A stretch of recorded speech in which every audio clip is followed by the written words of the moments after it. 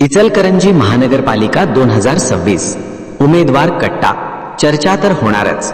Media partner SM network, Ichalkaranji news time, Vasundhara news, SM network P4 Marathi.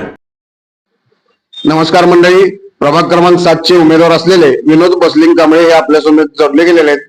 आपण त्यांना विचारूयात या निवडणूक आपल्यासमोर ध्येय धोरणे काय असणार आहेत.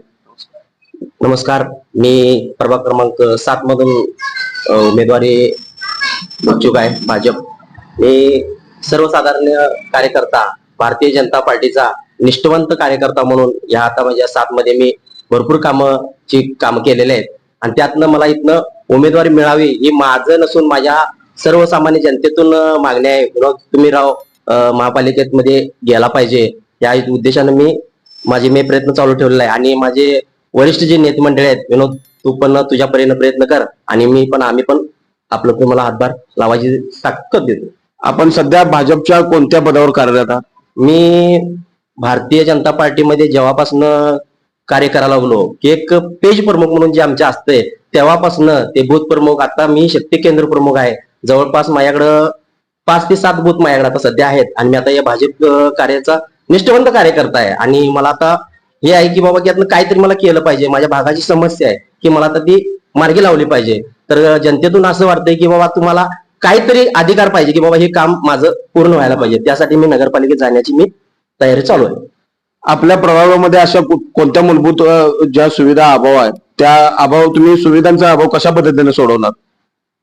कशा पद्धतीने म्हणजे मला बरेच गोष्टी आता माझ्या भागातल्या ज्या खंडित आहेत त्या मला मार्गी लावायच्या आहेत. गरीब कसं आहे, माझा भाग हा गरीब कामगार वस्ती आहे. कामगार वस्ती असल्यामुळे मला बरेच काम अशी म्हणजे मार्गी लावायचे आहेत की बाबा कोणाचं दवाखान्याचं असेल, कोणाची घर. मला मेन माझा मुद्दा घेऊन जायचा आहे की मला माझ्या गरीबाला एक घर मला उपलब्ध करून द्यायचं आहे. प्रत्येकाच्या अशा झोपडीत राहण्याचं मला आता भाग मी बघितलोय. लहानपणापासून माझ्या या गरीब वस्तीत मी वाढलोय. त्यामुळे मला हे नगरपालिकेत जाण्याचं मला हे जनतेतूनच उठावा आहे. मला या ठिकाणी आणखीन एक प्रश्न असा विचारावा वाटतोय. आपल्यासमोर 14 ते 14.5 मतदार आहेत. आपण घर टू घर कशा पद्धतीने त्यांच्यापर्यंत पोहोचणार आहात?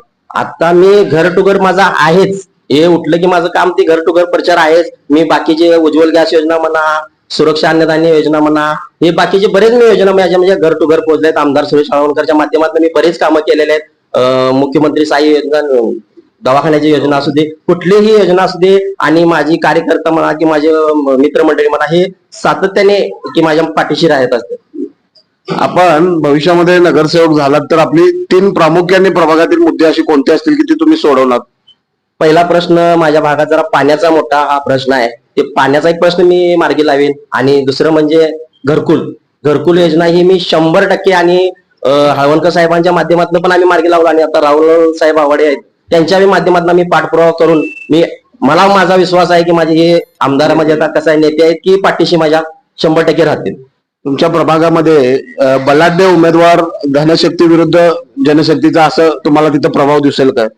हो, आता नक्कीच असणार आहे. का आता मी तर सर्वसाधारण कार्यकर्ता आहे आणि यातनं आता त्यांच्या बलाढ्य नेत्याशी समोर राहायचं आहे म्हटल्यावरती पण माझं हे नाही, तरी पण माझ्या जनतेशी आणि माझ्या निष्ठावंत विश्वासावर मला हे इलेक्शन लढवायचे आहे.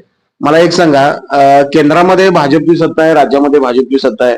विशेष करून इचलकरंजी विधानसभा मतदारसंघाचे लोकप्रिय तडफदार आमदार डॉक्टर राहुल आवाडे साहेबांनी आणलेला इतका मोठ्या प्रमाणात आणलेला जो निधी आहे त्या निधीचा तुम्हाला प्रभागात फायदा होईल काय? हो, 100% म्हणण्यापेक्षा 1001% देणार. आणि राहुल साहेबांचे आता जे काम बघितलं की बाबा तुम्ही फक्त मागा, मी द्यायलाच तयार आहे. मग ते राहुल साहेबांच्या पाशी पोहोचणं हे आमचं काम आहे आणि तिथपर्यंत पोहोचणं हे आपलं काहीतरी पाहिजे आहे. या उद्देशाने मी आता ही इलेक्शनची लढवायची मी तयारी ठेवलेली आहे. आणखीन एक प्रश्न विचारतोय, नागरिकांच्या भविष्यामध्ये तक्रारीच येऊ नये यासाठी तुमची काय संकल्पना असेल? काय नाही, जी नाही होत ती जी तक्रार करणार आहे तीच पहिला मी काम पूर्ण करणार आहे. हेच माझा पहिला उद्देश आहे. तुम्ही माझ्या घरला यायचं नाही, मी तुमच्या घरला येतोयच आणि इथून पुढे येतच राहील ही माझी भावना पहिल्यापासून असणार आणि शेवटपर्यंत राहणार. या निमित्ताने आपण नागरिकांना काय संदेश द्याल तुमच्या प्रभाग क्रमांक 7 मधील? संदेश माझा एवढाच असेल की माझ्या या मायबाप जनतेशी की बाबा मी सर्वसाधारण गरीबाच्या कुटुंबातला एक व्यक्ती आहे आणि इथून पुढे बघत आहे की बाबा काय नसताना हा मुलगा आपल्यासाठी एवढं धडपडत आहे. बाबा याच्यावर खरोखरच काहीतरी आपण याला जर देऊ शकलो तरी आपल्यासाठी निश्चितच काहीतरी करू शकेल ही मला माझ्या जनतेकडून माझी अपेक्षा आहे.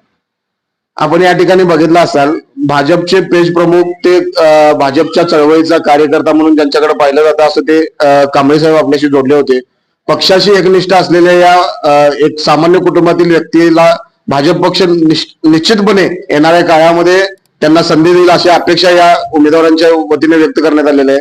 येणारा काळ, येणारी वेळ ही नक्कीच त्यांच्या प्रभागातील जनता ओळखेल आणि त्यांना साथ देईल अशी इथं इच्छा व्यक्त करूया आणि भविष्यातील वाटचालीसाठी त्यांना शुभेच्छा देऊया आणि इथं थांबतोय. धन्यवाद.